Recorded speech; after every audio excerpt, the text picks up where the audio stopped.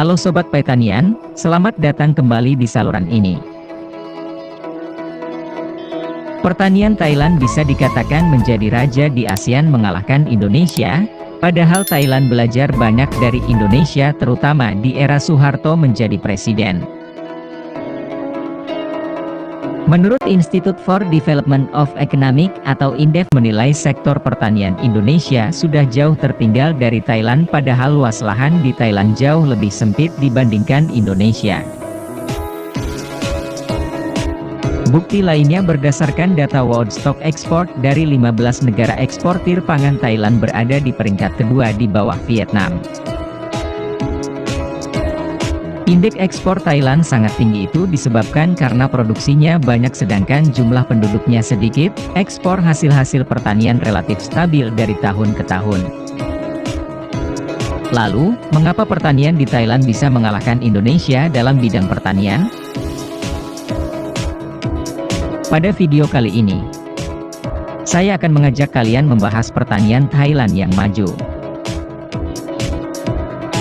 Yang pertama adalah musim tanam padi.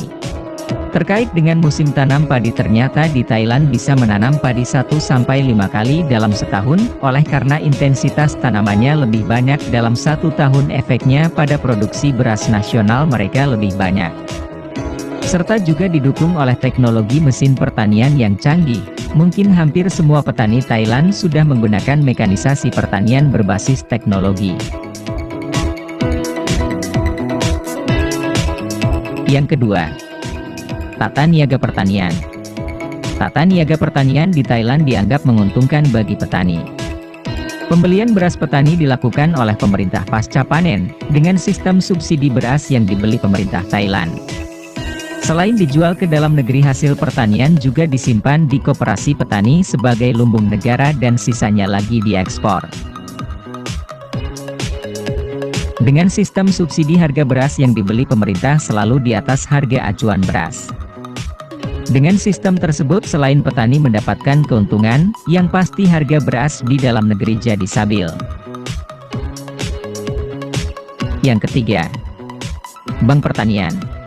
Bagi Thailand sektor pertanian dipandang sebagai sektor yang vital. Oleh sebab itu perhatian dan keseriusan pemerintah terhadap sektor pertanian di Thailand memiliki bank khusus pertanian yang berdiri sejak 1966. Bank pertanian di Thailand ini khusus berfungsi memberikan pinjaman lunak kepada petani untuk menjalankan usaha taninya.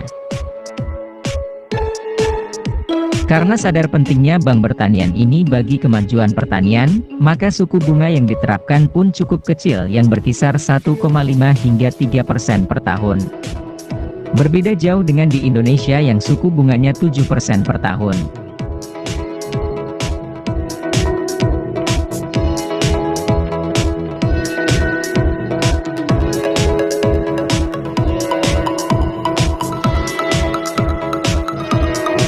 Yang keempat, mekanisasi pertanian. Mekanisasi pertanian menjadi kunci utama kemajuan pertanian di Thailand. Penggunaan teknologi dan mesin pertanian meningkatkan efisiensi biaya dan waktu, sehingga penanaman padi selama 1 tahun bisa maksimalkan. Kini di saat tenaga kerja pertanian semakin sulit dampaknya penggunaan alat dan mesin pertanian menjadi sebuah keharusan, petani di Indonesia dipandang perlu melakukan alih teknologi terkini sehingga proses penebaran benih penanaman, hingga proses panen, dapat dilakukan dengan cepat. Yang kelima, Thailand menerapkan zonasi tanaman. Kebijakan zonasi maksudnya adalah menempatkan tanaman yang bersifat strategis pada lahan tertentu yang telah ditunjuk oleh pemerintah, dengan harapan produktivitas tanaman dapat maksimal. Komoditas pertanian yang sudah ada di wilayah zonasi adalah padi, jagung, tebu, kelapa sawit, karet dan singkong.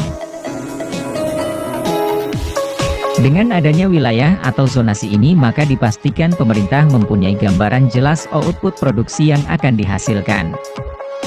Bagusnya lagi pemerintah menjamin bahwa petani akan mendapatkan harga yang pantas dengan memberikan subsidi apabila harga pasar kurang menguntungkan petani.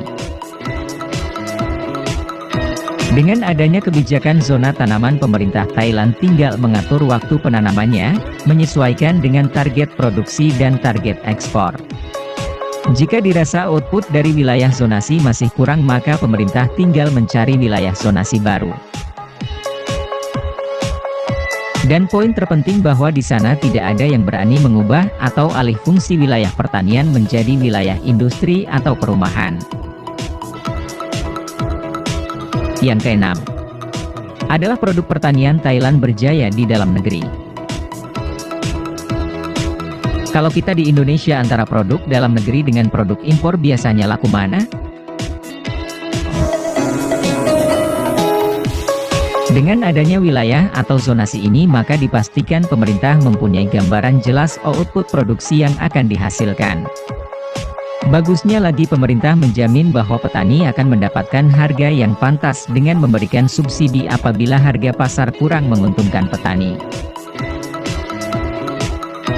Dengan adanya kebijakan zona tanaman, pemerintah Thailand tinggal mengatur waktu penanamannya, menyesuaikan dengan target produksi dan target ekspor. Jika dirasa output dari wilayah zonasi masih kurang, maka pemerintah tinggal mencari wilayah zonasi baru. Dan poin terpenting bahwa di sana tidak ada yang berani mengubah atau alih fungsi wilayah pertanian menjadi wilayah industri atau perumahan. Yang keenam adalah produk pertanian Thailand berjaya di dalam negeri. Kalau kita di Indonesia, antara produk dalam negeri dengan produk impor biasanya laku mana? Sudah pada tahu jawabannya, yaitu produk impor yang jauh lebih laku. Faktor harga menjadi pengaruh utama walaupun kualitas masih bagus produk lokal. Kalau di Thailand hal tersebut tidak berlaku, pasalnya di salah satu pasar agribisnis terbesar di Thailand yaitu di Talatai, justru produk impor nampak sepi pembeli. Nampaknya masyarakat Thailand sudah sangat sadar bahwa dengan mengkonsumsi produk lokal itu sama saja dengan mendukung pertanian di negara mereka, yang pada akhirnya juga mendukung perekonomian nasional.